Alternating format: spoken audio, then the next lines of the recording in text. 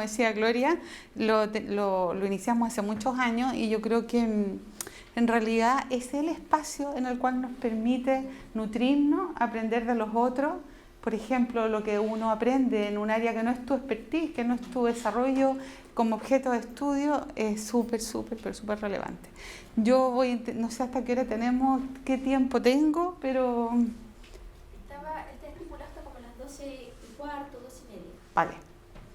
Bueno, yo hice un recorrido porque en realidad el Fondesit que nos adjudicamos, en el cual está Natalia también, que es coinvestigadora de este nuevo Fondesit que nos adjudicamos, todavía no lo iniciamos, o sea, no hemos iniciado ni siquiera el trabajo de campo. Por lo tanto, como me orientó Vanessa en Correitos de ayer, es un recorrido que a mí me parece relevante mencionar las investigaciones institucionales, porque el año 2005 yo comencé a preocuparme por el tema de la formación ciudadana, cuando ni siquiera se imaginaba que podía ser una ley, el año 2005, entonces ahí empezamos a indagar qué pasaba con todos los docentes de la Católica y sus competencias ciudadanas, y bueno, hay varias investigaciones que no me voy a detener, hay algunas preciosas como el sentido de lo común en el patrimonio indígena, que fue realmente preciosa porque trabajamos con dos pueblos originarios que no tienen lenguaje necesariamente escrito, como el pueblo Coya, que se ha transmitido oralmente, y entonces era súper interesante ver qué sentido de lo común tenían esos pueblos. Y bueno, también un FONIDE que nos marcó mucho en la investigación sobre la vivencia de lo común en la escuela y qué prácticas y configuraciones de representación, ¿verdad?, existía en la infancia. Ese fue súper relevante y ahí empezó el odio o la guerra de alguna manera con COS, que no teníamos códigos compartidos respecto de cómo mirábamos la escuela pública y cómo realmente configurábamos el concepto de cohesión social, ambos leyendo a Putman, pero ambos haciendo una interpretación muy distinta de lo que Putman señalaba. Bueno, y luego están estas 4 investigaciones Fondesit, en que la primera, que fue un Fondesit de iniciación en el año 2007, que es la escuela como espacio de formación ciudadana y las representaciones que existen en la escuela respecto de la formación ciudadana, pero en la infancia fue como el motor, el inicio de lo que ahí en adelante siguió, digamos, investigándose sobre la dimensión de lo político en la escuela y la escuela como un espacio de ciudadanía. Y puse también el proyecto que no soy yo la investigadora responsable, sino que yo trabajo como coinvestigadora, que tiene que ver con el riesgo de abandono en educación media, porque de alguna forma también estamos centrados, ¿verdad?, en un mismo eje, es decir, en los primeros quintiles, en los sujetos que no son parte de esa parte, entendiendo lo político, ¿verdad?, como un sentido de pertenencia a la parte que es lo común.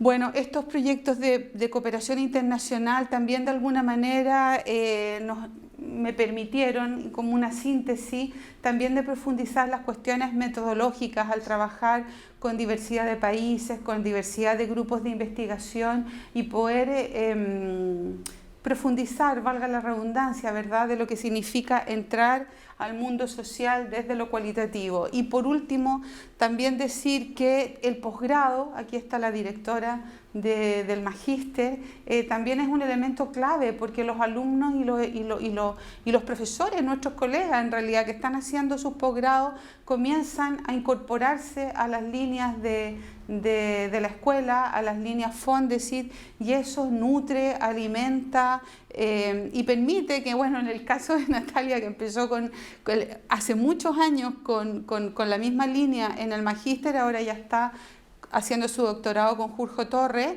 en la misma línea de ciudadanía, y ya de ser ayudante tesista de un Fondesit, ahora es coinvestigadora de este último Fondesit.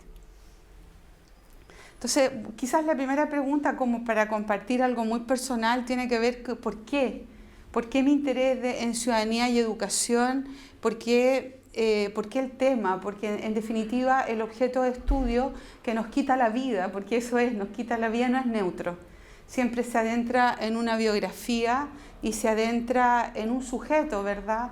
Que tiene una formación, es decir, yo no miro el objeto de estudio desde la historia, desde la psicología o desde la sociología o la filosofía, lo miro desde lo que soy. Yo soy educadora de párvulo, también estudié orientación educacional, para mí fue muy relevante formarme en el CPIP en desarrollo personal y por tanto interesarme, ¿verdad?, por la plenitud de ese sujeto, es decir, cómo vivimos mejor, cómo somos más felices en todo lo que tiene que ver la actualización, la realización de este sujeto, la educación holística y en definitiva los valores. Y por eso quise poner ese itinerario de mi tesis doctoral, la tesis de la suficiencia investigadora, la tesis de magíster, porque están conectadas. Pareciera ser que desde siempre, incluso desde mi primera infancia, en donde logro localizar el momento por el cual yo no entendí la pobreza. Creo que a mis 3 años tuve un episodio muy intenso en que no entendí las diferencias sociales. Y yo creo que eso me marcó de tal punto o de tal modo que no he dejado de preguntarme, ¿verdad?, por qué algunos podemos circular en situaciones de privilegio y a otros les cuesta tanto, porque justamente les tocó nacer en una situación de precariedad. Y por eso, con dinero o sin dinero, con proyectos o sin proyectos, siempre ha estado latente el preocuparme por ese ámbito de lo que es la justicia social y lo que es, en definitiva, el mundo de lo político en los seres humanos como una forma de convivir. Y por eso quise comenzar, ¿verdad?, ¿por qué ciudadanía y educación? Primero por una trama biográfica que está en mí, digamos, de preocupación, pero segundo también por el objeto de estudio, es decir, el hecho educativo propiamente tal, desde su dimensión teleológica, es un hecho político. Entonces, distinto de Gloria, ¿verdad?, que se centra en estos pilares del proceso educativo, en la didáctica, en el cómo, ¿verdad?, y la evaluación juega un elemento sustantivo en ese cómo enseñamos y cómo aprendemos. Yo me ubico en estos pilares del cómo, del quién, del para qué. Obviamente el objeto de estudio está vinculado en el para qué, el sentido del para qué enseñamos, para qué nos educamos, y justamente ese para qué conecta con el fin del proceso educativo, es decir, cuál es el fin en definitiva de esa enseñanza y de ese aprendizaje, y ese fin obviamente es un fin totalmente ético, es decir, cuál es el sentido de para qué nos enseñamos, para qué enseñamos y para qué los sujetos aprenden. Pero también no solamente el hecho educativo es un hecho político por su dimensión teleológica o axiológica, sino que también porque el currículum opera, todos sabemos, como aparato ideológico. Por lo tanto, todo hecho educativo es sin duda un hecho político porque el currículum opera como aparato ideológico. Pero también porque hoy lo político especialmente requiere ser deconstruido. Nosotros somos, digamos, evidencia, ¿verdad?, de lo que hoy pasa en el ámbito de lo político, en el ámbito de la democracia, en el ámbito de la representación, en el ámbito de la pertenencia y en el ámbito de la justicia. Por lo tanto, esos conceptos que parecían en algún momento tan unívocos, hoy sin duda son muy equívocos. Y lo que siente especialmente esa población de la que a mí me importa, que son los primeros quintiles, de los que se supone no necesariamente son parte de la parte, nos interesa, ¿verdad?, indagar, bueno, cuál es la percepción de lo político que los sujetos tienen respecto de esa pertenencia a lo común. Entendiendo, en realidad, que la ciudadanía no es otra cosa que la constitución de lo político, porque, bueno, si nos vamos, yo por ahí me pidieron que escribiera un artículo en la segunda por la escuela y efectivamente comienzo diciendo, bueno, ¿qué vamos a entender por ciudadanía? Tenemos que remitirnos a su dimensión etimológica, cives, ¿verdad?, de ciudad. Pero claro, tiene su correlato, en lo romano tiene su correlato con la dimensión griega de la polis, por lo tanto la ciudadanía en términos etimológicos es la constitución de lo político. Entonces profundizar en ello implica obviamente trabajar lo que es la ciudadanía. Bueno, por tanto este eje matriz de toda esta trayectoria que yo creo que viene del año 2000, cuando yo comencé a hacer mi tesis doctoral, son 16 años, en el cual nosotros venimos en estos 16 años, yo en lo personal y luego con un equipo, investigando sobre este binomio que para mí es inseparable respecto de educación, lo político, que es lo mismo que la ciudadanía, y por tanto la justicia social, que implican un itinerario de marcos teóricos y de aspectos metodológicos que paso a detallar. Voy a empezar por lo metodológico porque yo creo que le debo yo mucho a este diseño en el cual nos adjudicamos en lo personal, ¿verdad?, el primer Fondesit de iniciación, y luego hemos seguido trabajando con este diseño que es bastante valorado por la comunidad científica porque de alguna forma permite triangular fuentes y técnicas. Y el estudio de caso hoy en día podríamos decir es la forma moderna de lo que antiguamente a lo mejor se le llamó etnografía, en términos que permite, ¿verdad?, una inmersión en el campo profunda y densa. Es decir, permite que yo me adentre con arrojo en ese campo a través de la observación, a través del análisis documental y a través de la conversación. Y entonces se produce este juego del epigemic respecto de que soy muy nativa por momento, pero luego dejo de ser nativa para alejarme de ese campo, ¿verdad? Y en la mesa de trabajo, ya como extranjera, poder analizar la multiplicidad de elementos que yo he recogido de ese campo. Hay muchos autores que escriben del estudio de caso. Hay una muy buena recopilación de la Helen Simon. Jean comenzó hace muchos años viendo el estudio de caso desde un énfasis más bien cuantitativo, pero a mi modo de ver, el que trabaja el estudio de caso con mayor profundidad desde lo cualitativo sin duda es Robert Stake, quien en el 99 sacó un libro sobre el estudio de caso, pero no es que pase el aviso, creo que su mejor productividad sobre el estudio de caso la tiene el último Handbook de Research of Qualitative de Densing y Lincoln. Ahí Stake, aquí el año 2013-2015, que salen estos 5 tomos de este Handbook, recoge, yo creo que toda su historia de lo que le dedicó al estudio de caso y permite profundizar más aún lo que realmente significa el estudio de caso, en el cual insiste y reitera que cuando se trabaja con este diseño, más que las metodologías, porque uno incluso en los estudios de caso puede echar mano a lo cuantitativo y a veces viene muy bien echar mano a lo cuantitativo porque permite mapear y decir cómo se está comportando, ¿verdad?, esta realidad a través de lo cuantitativo que nos dan mapas, y luego bajar en profundidad. Lo que dice Bob es que siempre en el estudio de caso lo más relevante es el caso. Es decir, a mí lo que me interesa es el caso en sí mismo como nicho problemático que me va a permitir a mí comprender mi problema de estudio, y por eso que Stake le llama que puede ser instrumental, intrínsecos, múltiples o colectivos. Habitualmente yo he trabajado con estudios de casos múltiples o colectivos porque permite, ¿verdad?, desde la heterogeneidad versus homogeneidad, tener una visibilidad muy amplia, cualitativa, del problema de estudio en un rango muy amplio. Y por tanto, ¿verdad?, este caso me permite recoger, como yo decía antes, desde la imagen o la fotografía, los discursos, grupos focales, indicadores cuantitativos, análisis de documentos, lo narrado, lo escrito, ¿verdad?, siempre el acuerdo ético como elemento sustantivo, porque siempre el caso termina, digamos, o se cierra con el informe del caso. Y habitualmente aquí en Chile eso se hace poco. Es decir, uno trabaja con estudios de caso y se lo lleva a su investigación, pero en estricto rigor el estudio de caso debe éticamente terminar con un informe del propio caso, que es obviamente propiedad del caso estudiado.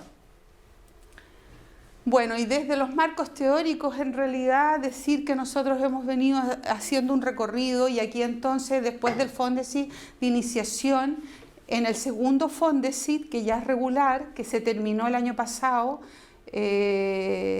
o el antepasado, el 14, se integran, ¿verdad?, otras disciplinas, como es la filosofía política y como es la sociología, en dos investigadoras que ustedes ya deben conocer, Leticia y Pamela, y la historia, ¿verdad?, con estos tesistas que en ese Fondesit se van integrando personas que vienen desde la historia, y lo sabe Leonor, ¿verdad?, que nuestros estudiantes de historia suelen querer subirse, digamos, a esta matriz por su disciplina.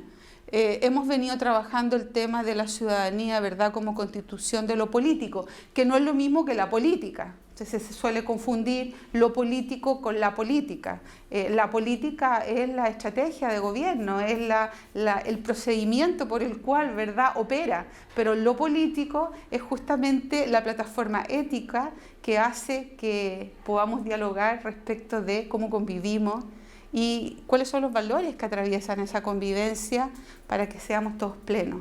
Y obviamente ahí entra el concepto de justicia como un elemento clave. Por lo tanto, todo lo que tiene que ver con el contrato social, la constitución, hoy muy en boga, la representación en esa constitución, los derechos civiles, políticos y sociales, ¿verdad?, especialmente en la posguerra, que Marshall pone los derechos sociales como plataforma sustantiva dentro de lo que es la ciudadanía. Todo lo que tiene que ver con el pueblo, el Estado-Nación, la distinción entre lo común y lo público, la distinción entre lo público y lo privado, y las diferentes formas que tiene este Estado de organizarse respecto de tendencias más liberales o más comunitaristas, que penden, ¿verdad?, de este nicho que es la justicia, son nuestro marco de estudio. Autores muchísimos, ¿verdad? Por mencionar algunos en el tema de la justicia, obligados son Rawls, Walser, Fraser, respecto de las diferentes tendencias. Rawls entendiendo la justicia desde un ámbito más liberal, Walser más comunitarista y Fraser también repasando y acentuando, digamos, esa dimensión más comunitarista de lo que significa esta vida en común. La ciudadanía no es otra cosa de aquello, cómo convivimos los seres humanos, por eso que es profundamente ética y también profundamente epistemológica, es decir, quiénes somos nosotros los seres humanos y cómo convivimos. Y por tanto también han surgido en nuestra discusión el tema de la justicia ecológica, la justicia cognitiva, la justicia afectiva y obviamente la justicia social. Por ahí transitamos desde esos marcos teoréticos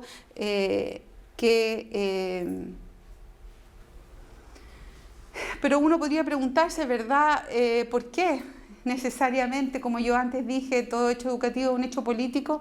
Porque pareciera que arrastramos, ¿verdad?, una herencia que es falsa, ¿verdad?, que el profesorado universitario es ajeno a estas preocupaciones y hay recelo, porque pareciera que estamos ideologizando o que estamos adoctrinando falsamente, ¿verdad?, o ignorantemente, porque obviamente si volvemos a la conceptualización de que todo hecho educativo es un hecho político por su dimensión teleológica o por su dimensión curricular, obviamente es un desconocimiento. Y por tanto se ha pensado que las cuestiones de educación y de justicia social podrían pertenecer a diferentes categorías de una manera errada o carente o reducida de lo que significa, ¿verdad?, el proceso educativo. Por lo tanto, es justamente en la escuela donde se aprenden las virtudes cívicas, es el único espacio de asociatividad que nos queda justamente para vivir esa vida en común. Me voy rápido. ¿Por qué también hay esta necesidad de aproximarnos a la ciudadanía desde una perspectiva metodológica cualitativa? Porque en realidad a nosotros los mapas nos sirven, pero no nos interesan como objeto de estudio respecto a lo que acontece en los sujetos y su forma de convivir. Es decir, nos interesa, ¿verdad?, bajar en profundidad a ese mundo de la vida, a esa construcción subjetiva respecto de lo que se dice y lo que se vive, esa estructura normativa de la política versus, ¿verdad?, la vivencia de los lazos sociales, y comprender ese mundo, especialmente no en todos, porque eso sería imposible, sino en aquellos que no forman parte de la parte, ¿ya? Cómo se articula eso en los centros escolares, ¿verdad? Y qué experiencia de democracia tienen los jóvenes respecto del sentido de lo común en lo que configura lo político. Entonces yo ahora voy a mostrar el Fondes irregular que acaba de terminar y solamente voy a dar los ejes de este nuevo Fondesit. Que es el sentido de lo común como experiencia de construcción democrática, y que fueron estudios de caso en escuelas en contextos de pobreza. Nosotros trabajamos con escuelas, ¿verdad?, con los siguientes criterios de selección: familias que pertenecían a los primeros quintiles, es decir, que se encontraron bajo la línea de pobreza; escuelas mixtas que recogieran o reunieran, ¿verdad?, jóvenes de ambos sexos, porque obviamente el género también es un elemento fundamental en la configuración de los discursos. Trabajamos con Valparaíso y la región metropolitana, trabajamos con Belloto, con los cerros de Valparaíso, trabajamos con La Pintana, con Peñalolén y con Lo Espejo, y cada caso, como ya expliqué anteriormente, implicó esa recogida diversa de datos, diversidad de técnica y diversidad de fuentes. Bueno, lo que salió, digamos, de ese Fondesit fueron 5 grandes matrices categoriales.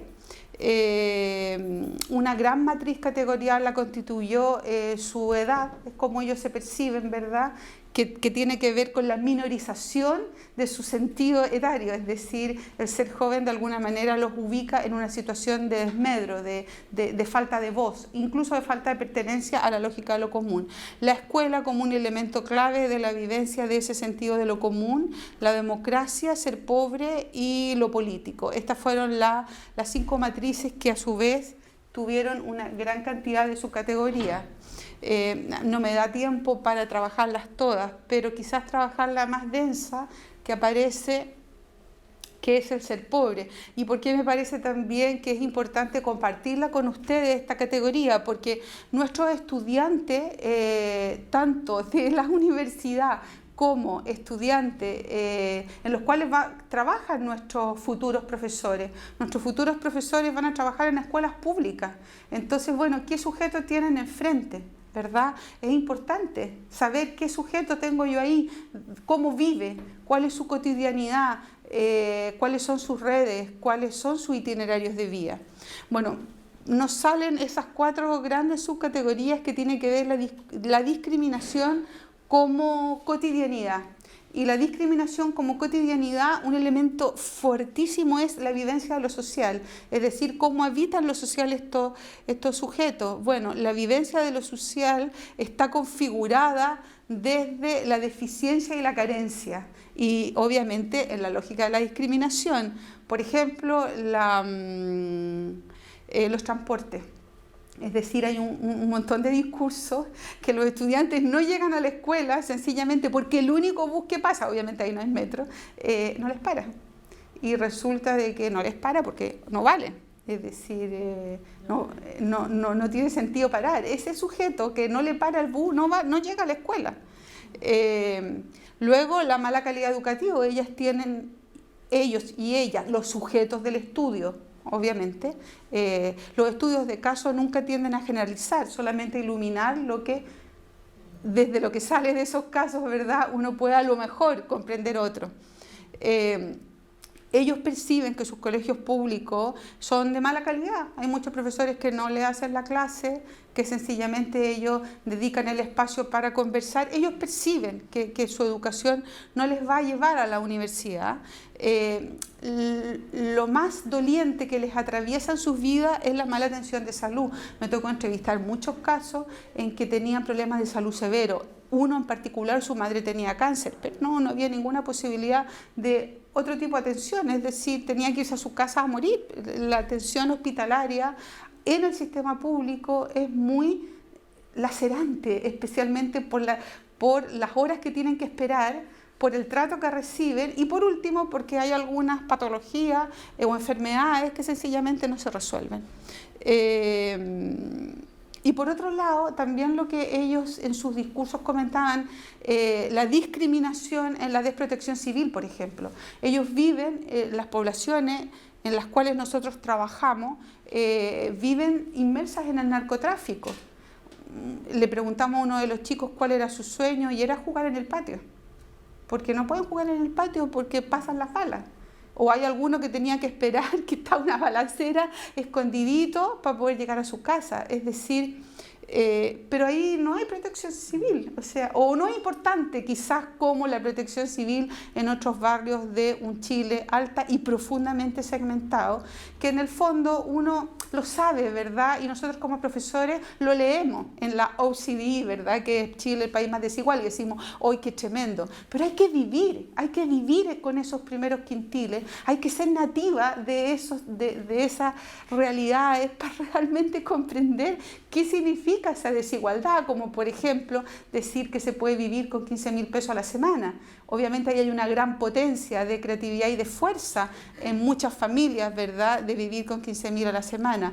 Pero, claro, cuando observan en las redes, ¿verdad?, que los diputados ganan 7 millones de pesos por dieta, casi 7 millones, 6 millones 800, y que salió también un informe de estudio de los sueldos de los gerentes que bordeaba los 13 millones, obviamente, ¿verdad?, siguiendo a Duvet, cuando dice que la meritocracia es una falacia, una gran mentira, en un país que tiene diferencia de posiciones estructurales tan abismantes como Chile, que va de los 250.000 pesos a los 13 millones de pesos, pero 250 con suerte, porque el último informe que salió es que bordean entre los 80 y 100.000 pesos el sueldo mínimo de los que tienen menores de 18 años y mayores de 65 años. Es decir, los 250 son para la clase trabajadora que va entre los 18 y los 65, activa, ya no pensionada. Es fuerte esa realidad que la educación obviamente no podría ser ignorante de esa dimensión. También la discriminación, por lo tanto, la vivencia de lo social se vive en esas 4 dimensiones, como el fenotipo, el territorio, la vestimenta. Hay muchos discursos, por ejemplo, de los chicos de lo Espejo, de la Pintana también, que cuando hablaban de subir a la Plaza Italia, subir a la Plaza Italia, ellos sentían que la mirada del otro, la alteridad que configura identidad, era amenazante. Es decir, me decían, yo no sé tía, por qué cuando voy caminando por la Plaza Italia la señora se agarra la cartera y se la abraza. Pareciera, ¿verdad?, que solo el fenotipo es amenazante. O solo el hecho de la existencia, ¿verdad?, se vuelve amenazante en un territorio altamente segmentado en que la vestimenta o qué sé yo, ¿verdad?, provoca esa brecha y esa configuración del lazo social como enemigo y amigo, aliado y adversario. Es decir, no hay lazo social, no hay cohesión en Chile, menos puente, como lo dice Putman. La vía como amenaza está rodeada de estos itinerarios de vida en que hay un contexto de criminalidad, hay un contexto de un futuro incierto. Yo entrevisté a muchos chicos que le habían matado a sus amigos. Entonces, en realidad eso que pareciera que es de película o que es de otro mundo o que de repente se exagera, que obviamente yo estoy hablando de casos, sí, está claro, estoy hablando de casos. Pero bueno, basta un caso, ¿verdad?, para que las situaciones no puedan ser naturalizadas. El narcotráfico siempre está como telón de fondo, la violencia, las armas. Ahora que estamos en esta otra, y es curioso porque en este otro fondo, que estamos ahora en curso ya 2 años, este es el segundo año del de abandono, ¿verdad? También participa Natalia. En ese Fondesit de abandono también surge lo mismo. O sea, los chicos que abandonan la escuela, muchos pertenecen a estos itinerarios de vida y muchos están vinculados al narcotráfico y aparecen categorías también similares.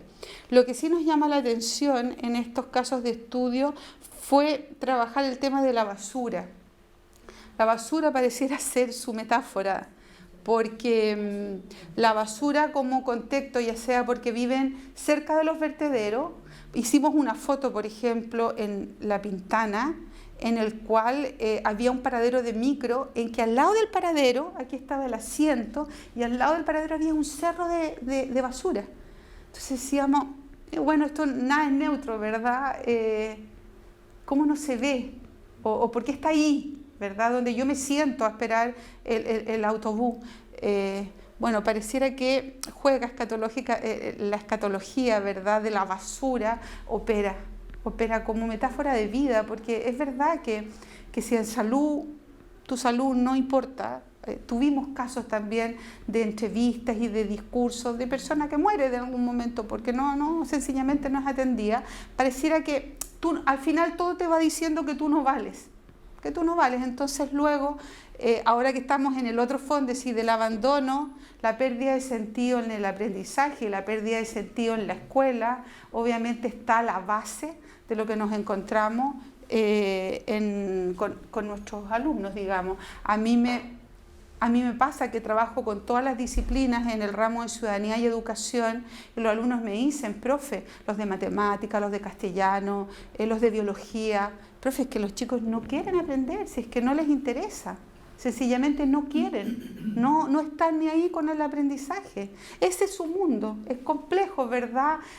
Poder conectar ese mundo de pronto con una escuela que hace un paréntesis, y en ese paréntesis obviamente le quiere transmitir una serie de contenidos que son muy importantes, pero que de algún modo no caen en esa plataforma.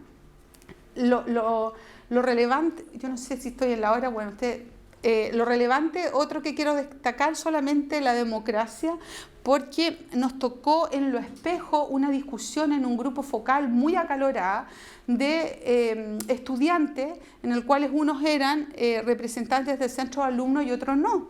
Entonces una chica decía, pero es que mi voz no se escucha. Entonces la otra le decía, ¿cómo que no se escucha? Si tú tienes un presidente de curso y tu presidente de curso participa en el centro.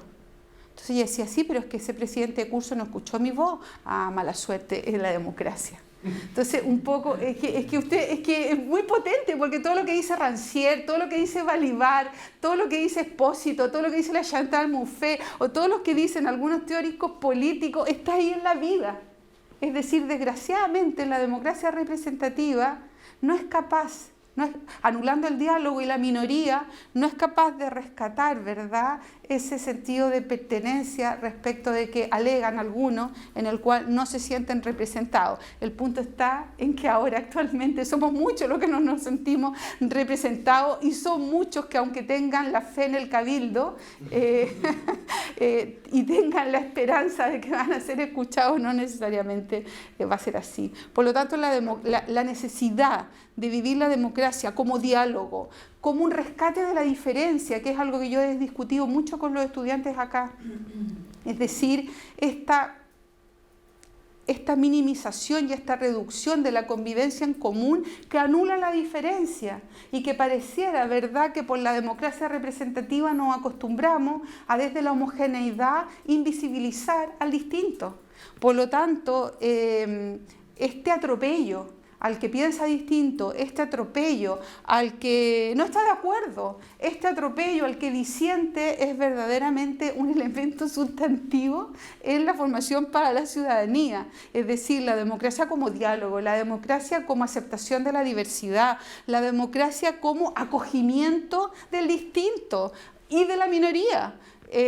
La democracia, ¿verdad?, como una estructura que opere y no como una estructura inoperante desde lo heredado de la modernidad, que necesita, como dije anteriormente, ser deconstruido. Lo político como no ser parte, como segmentación, como premisa incluir. Hay un diálogo, hay un discurso que lo ocupé para un artículo que dice, pero tía, me dice, si es que en Chile nunca vamos a poder tener democracia. Nunca, nunca el hijo de un gerente va a ir al mismo colegio que el hijo de un obrero, chicos de octavo básico. Es decir, ellos lo tienen claro. Ellos tienen claro que no nos vamos a encontrar, porque no nos encontramos en la escuela, porque es normal que uno estemos en un lado y otro estemos en otro. Todas las sociedades lo tienen. Diversidad de disciplina, diversidad de clase, está bien, ese es el tejido social. El punto está en que no nos encontramos. Nunca nos encontramos, ni en la escuela, ni en la salud, en ningún espacio de lo público logramos encontrarnos. Por lo tanto, ellos están claros que esa segmentación social se va a seguir reproduciendo y es muy difícil, ¿verdad?, que se revierta desde la lógica, ¿verdad?, en que lo común, como la educación o como la salud, no realmente son parte de lo común. Bueno, ya no me voy a detener en esas otras que también son interesantes. Eso es un poco lo que nosotros... bueno, lo otro interesante también es que todos son clase media y eso no es menor a la hora cuando se naturaliza, ¿verdad?, esa diferencia. Es decir, no somos diferentes, somos todos clase media en el discurso, pero luego en la vivencia somos polarmente distintos. Entonces eso también provoca confusión, especialmente en nuestros estados modernos muy atravesados por el mercado y por la econometría del mundo de la vida. Pareciera, ¿verdad?, que esta econometría del mundo de la vida invisibiliza que somos distintos y que no tenemos los mismos derechos, no tenemos derecho a tener derecho alguno. Y que efectivamente no formamos parte de eso común. Aluden, son todos de clase media, pero luego en los discursos aluden a posiciones de los de arriba y los de abajo. Como que, lo otro que llama mucho la atención es que no hay derecho. Por ejemplo, los chicos dicen, bueno, tía, es lo que me tocó. Tengo mala suerte, me tocó nacer en la pobreza. Y tiene re buena suerte porque mi mamá trabaja en su casa en la dehesa y tía, y viven con esto y tienen tantos autos. Entonces, claro, y no lo miran con agresión y violencia. Uy, qué bueno, como que si se sacaron la lotería. Eso es lo más doliente para una persona como yo que estudia el tema, es que el derecho se vuelve azar, suerte. Y eso, cuando un país transmuta el derecho, por suerte, es preocupante. Y eso está naturalizado. Es decir, uy, la mala suerte es lo que me tocó. Esto es lo que me tocó. Por lo tanto, la cuna de origen, ¿verdad?, sigue siendo que se naturaliza. Me tocó vivir aquí, no tengo derecho a tener derecho, mala suerte. Somos los últimos del ranking, no somos inteligentes, no somos instruidos, no somos capaces, no somos cultos, es lo que configuran. Ayer estuve en una mesa el martes intersectorial de apoyo psicosocial con el ministerio y curiosamente la gente de salud me dijo que el mayor índice de suicidio e intentos de suicidio son los chicos que son expulsados de la escuela, que es nuestro objeto de estudio del abandono. Entonces me dijo, por favor, pásame todas tus categorías y tu análisis del discurso, porque en ese otro fondo de abandono tenemos una configuración identitaria negativa, es decir, soy flojo, soy desordenado, no valgo, me porto mal, soy tonto, no aprendo. Incluso el ser tímido también aparece como una condición identitaria negativa. Curiosamente, a nosotros nos surge esa categoría, en el otro, en el de abandono. Claro, obviamente no la cruzamos con instinto de suicidio porque es muy mínimo y nuestros son casos, no es mapa. Pero esta gente de salud que sí trabaja con mapa, ellos sí tienen el indicador de intento de suicidio, por suerte muchos son intentos solamente y no suicidio, con esta otra categoría de expulsión. Bueno, es un poco lo que yo estaba diciendo. Lo público, ¿verdad? Lo público que se traduce en gratuidad es vivido como un favor, un don. Es decir, esto es lo que me dan, pero no es mi derecho. Es decir, y además lo que me dan es de mala calidad, es decir, lo público es de mala calidad. De hecho, las familias fueron las primeras en protestar con el cambio de ley y volver a fortalecer los colegios públicos. ¿Por qué? Porque no es de buena calidad, ¿verdad? Bueno, el modelo económico, obviamente fuerte arraigado en la sociedad chilena, ha transmutado los derechos por bienes de consumo como objetos con los que se puede lucrar. Lo común no se avisora como horizonte país, que era nuestro problema. Es decir, ¿qué sentido de lo común tienen los jóvenes de los primeros quintiles respecto a la configuración de lo político? No se configura, ¿verdad?, como horizonte país ese sentido de lo común. Bueno, y eso son, digamos, la tremenda y preocupante realidad de las poblaciones subsumidas en el narcotráfico, en el cual vuelven a vivenciar en su micromundo el abuso de poder y el atropello, ya no por los otros, sino que por ellos mismos, vinculados a esos ejes de poder desde lo que es el narcotráfico. Bueno, ¿qué encontramos nosotros en ese fóndesis desde el sentido de lo común? Que curiosamente los chicos de estos primeros quintiles, ya sea por evasión o no podemos interpretarlo porque no lo hemos investigado, pasaban largas horas en el Facebook y en las redes sociales. Es decir, llegaban a su casa y de alguna forma se colgaban y de alguna forma tenían un aparato tecnológico, pero pasaban muchas horas en las redes sociales. De hecho, me tocó entrevistar en Peñalolén a un chico que tenía en el WhatsApp como 2000 amigos de Italia, Francia, Estados Unidos, Inglaterra. Y este es un chico que había abandonado la escuela y pertenecía a una institución llamada Cristo Joven. Entonces yo le pregunto que cómo se comunica. ¿Sí? No está en la escuela, no es bilingüe, ¿cómo te comunica? Entonces me empieza a decir, tía, mire aquí la aplicación que yo tengo para traducir y para hablar. Y me empieza a mostrar que yo estaba pero impactada y decía, enséñamelo, mira que es mi talón de Aquiles. O sea, con una habilidad para poder hablar con esta diversidad de mundos y diversidad de lenguaje a otro nivel. Entonces nos llamó la atención poder indagar, bueno, ¿qué pasa en las redes sociales? ¿Qué pasa en estas redes virtuales, que no voy a llamar redes virtuales como lo no real, ¿verdad? Y estamos discutiendo filosóficamente que la red virtual también es una dimensión de realidad. No vamos a hacer la escisión de red virtual y red real porque no existe esa escisión, es decir, todo es realidad. Y ver realmente qué se configura desde este sentido de lo común en estas redes. Pero también nos interesa ver ¿qué diferencia hay entre los primeros quintiles y el ABC1, por ejemplo?